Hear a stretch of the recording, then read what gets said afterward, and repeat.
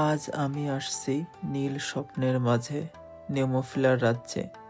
এই ছোট্ট নীল ফুলকে বলা হয় বেবি ব্লু আইস, কারণ এর রং একদম পরিষ্কার আকাশের মতো।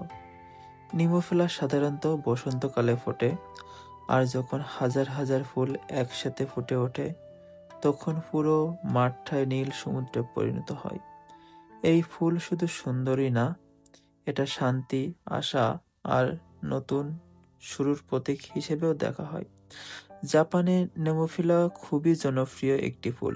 বিশেষ করে বড় বড় পার্কে এই ফুলগুলো লাগানো হয় এবং প্রচুর পরিমাণে পর্যটক আসে এই ফুলগুলো দেখতে।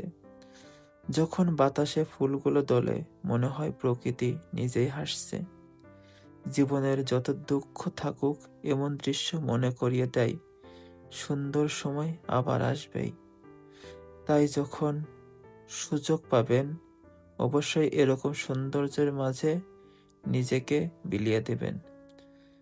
আর এইরকম দৃশ্য যদি আপনারা নিজের চোখে না দেখেন, তাহলে আসলে বুঝতে পারবেন না এর সৌন্দর্যটা কতটা। আর এই সময়টা এত পরিমাণে লোক আসে ধারণার বাইরে। সমস্ত মানুষই এই ফুল দেখতে আসে।